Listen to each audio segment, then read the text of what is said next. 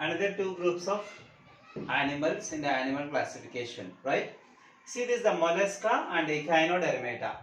The next two groups are mollusca, echinodermata. Mollusca organisms. See this. Some characters of mollusca organisms are bilaterally symmetrical. See this. The previously organisms, the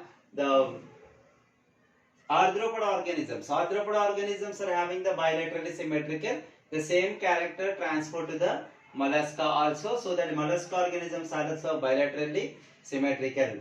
Later, these are reduced coelomic cavity. Reduced the coelomic cavity in the mollusca organisms and having a little segmentation. Actually, we are seeing this character in the arthropod organism, segmentation. The same character is also transferred to the next group of organisms, mollusca. Later, open circulatory system. You can remember this.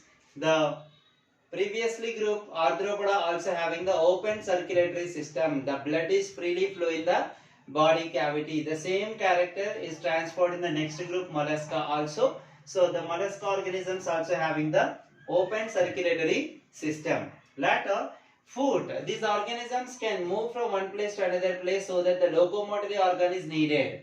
What is the locomotory organ in the mollusca? Foot. The foot is the locomotory organ for these organisms to be moving. Later, this is the first differentiation we are observing the previously organisms comparatively.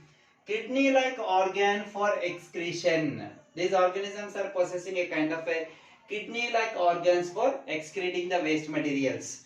And examples of these are snails and mussels are the examples of the group mollusca. Later, echinodermata. Echinodermata. Echinos means spines. Derma means skin. Right? Spines like structures we are observing on the skin of these organisms. So, these organisms are called echinoderms. Okay. See, the spiny skinned animals. We can find spines over the skin. So these are called spiny skinned animals. Later, these are also triploblastic. The same character we can see in here. These also will travel to the next group organisms. Triploblastic organisms. Later, having the coelomic cavity. These are also having the coelomic cavity. And these organisms also having the coelomic cavity. Later, the water driven tube system for transporting the materials. Here it is a Here there is a open circulatory system, and in this open circulatory system the blood can be traveled and that blood can be transport the materials from one point to another point. And here it is the water driven tube system for transporting the materials from one point to another.